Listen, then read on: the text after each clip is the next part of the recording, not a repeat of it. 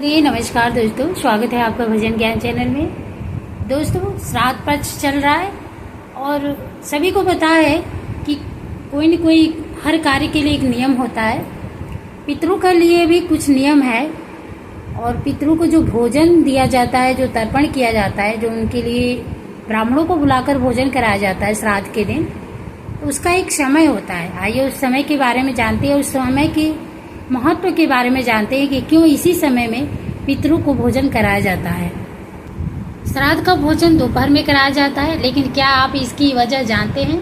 तो आइए जानते हैं इसकी वजह क्या है, कारण क्या है। हर कार्य के पीछे कुछ न कुछ कारण होता है। अपने पूर्वजों को याद करने और उनके उपकार का आभार व्यक्त करने के लिए दिन माने जाते हैं। मान्यता है कि इस बीच हमारे पूर्वज हमारे आसपास धरती लोक पर ही होते हैं। इन दिनों में पितरों के निमित्त तर्पण और श्राद्ध किया जाता है। व्यक्ति की मृत्यु जिस तिथि पर हुई है उसी तिथि पर उसकी श्राद्ध की जाती है। अगर आपको तिथि याद न हो तो अमावस्या के दिन श्राद्ध कर सकते हैं। श्राद्ध का भोजन दोपहर में कराया जाता है, लेकिन क्यों कराया जाता है दोपहर में?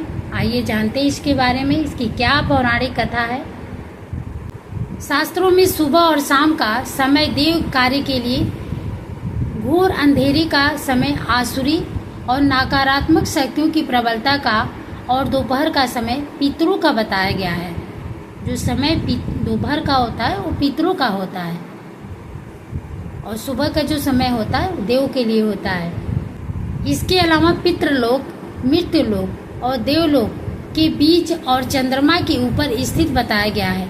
मध्य समय पितरों को समर्पित होने के कारण श्राद्ध का भोजन दोपहर में खिलाकर उन्हें समर्पित किया जाता है, जो कि देवों की दिशा है, और दोपहर के समय वो मध्य में पहुंच जाता है। मान्यता है कि धरती पर पधारने वाले हमारे पितर सूरज की किरणों के जरिए ही श्राद्ध का भोजन ग्रहण करते हैं। चूँकि दोपहर तक सूर्य अपने पूरे प्रभाव में आ चुका होता है, इसलिए दोपहर के समय पूर्वज उनके निमित्त किए गए पिंड पूजन और भोजन को आसानी से ग्रहण कर लेते हैं। इस कारण श्राद्ध का सबसे श्रेष्ठ समय दोपहर का है। पंडित राम नरेश शर्मा कहते हैं कि श्राद्ध कभी सूर्य के अस्त होने के समय या अस्त होने के बाद नहीं करना चाहिए। पंडित राम नरेश कहते हैं कि श्राद्ध को पूरे नियम और समर्पण से करना चाहिए, इससे पितरों का आशीष प्राप्त होता है। श्राद्ध वाले दिन आप घर की दक्षिण दिशा में सफेद वस्त्र पर पितृ यंत्र स्थापित कर उनके निमित्त तिल के तेल का दीप और सुगंधित धूप करें।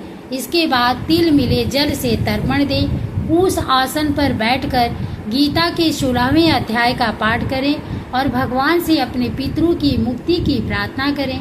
इसके बाद ब्राह्मणों को पूरे आदर और श्रद्धा के साथ भोजन कराएं। उन्हें भोजन कराने तक स्वयं व्रत रखें। उनका भोजन पूरी साफ सफाई से बनवाएं और प्याज लहसुन का इस्तेमाल न करें।